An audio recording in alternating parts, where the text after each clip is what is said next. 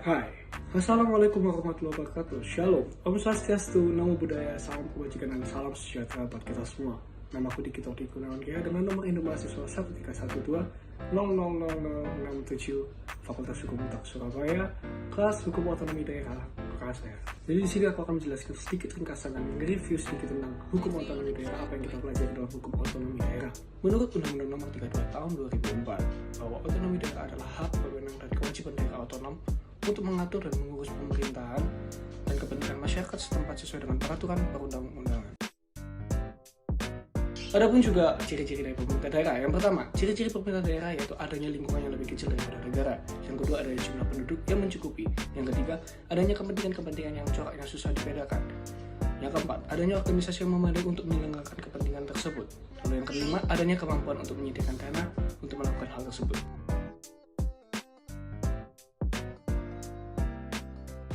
Setelah kita mengerti apa arti dari pengertian dari otonomi daerah, dalam pengertian otonomi daerah sendiri menyebutkan kata daerah otonom. Daerah otonom adalah kesatuan masyarakat hukum yang mempunyai batas-batas wilayah yang berwenang mengatur dan mengurus urusan pemerintah dan kepentingan masyarakat setempat. Menurut Perkasa sendiri, berdasarkan aspirasi masyarakat dalam sistem negara kesatuan Republik Indonesia. Yang berikutnya adanya asas pemerintahan. Yang pertama, pemerintahan mempunyai asas desentralisasi. Yang kedua ada dekonsentrasi, dan yang ketiga ada tugas pembantu. Dan pengertiannya, desentralisasi adalah penyerahan wewenang pemerintah oleh pemerintah kepada daerah otonom untuk mengatur dan mengurus urusan pemerintahan dalam sistem negara kesatuan Republik Indonesia. Lalu dekonsentrasi adalah pelimpahan wewenang pemerintah kepada gubernur sebagai wakil pemerintah dan atau kepada instansi vertikal di wilayah tertentu. Lalu yang ketiga adanya tugas pembantu. Pengertiannya adalah penugasan dari pemerintah kepada daerah dan atau desa, dari pemerintah provinsi kepada kabupaten dan kota dan atau desa, serta pemerintahan kabupaten kota kepada desa untuk melaksanakan tugas tertentu. Lalu yang berikutnya ada dasar hukum penyelenggaraan pemerintah daerah. Hal ini diatur dalam pasal 18 Undang-Undang 1945, yang dimana artinya bahwa pembagian daerah Indonesia atas daerah besar dan kecil dengan berbentuk sistem pemerintahnya ditetapkan dengan undang-undang dengan memandang dan mengingat dasar pemusyawaratan dalam sistem pemerintahan negara dan hak-hak asal usul dalam daerah-daerah yang bersifat istimewa. Lalu ada juga perbandingan dari desentralisasi dan sentralisasi. Yang pertama, sentralisasi mempunyai kelebihan.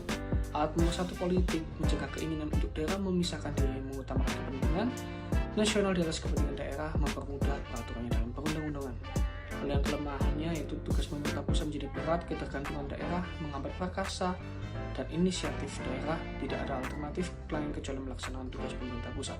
Lalu desentralisasi juga memiliki kelebihan dan kelemahan. Yang pertama, kelebihannya memberikan penilaian tepat kepada daerah, menyederhanakan birokrasi pemerintah, meringankan beban pemerintah, rakyat di daerah menjadi subjek pengambilan keputusan, sarana demokrasi dalam merumuskan kebijakan daerah. Dan juga kelemahannya itu dapat menimbulkan potensi bagi daerah untuk memisahkan diri, terjadinya ketegangan antar daerah dan pusat. Lalu yang berikutnya, peluang terjadi ketimpangan antar daerah, dan yang terakhir kemungkinan terjadinya fanatisme daerah. Sekian dari saya, wassalamualaikum warahmatullahi wabarakatuh. Shalom, Om Santi Santi, Om Rahayu. Terima kasih.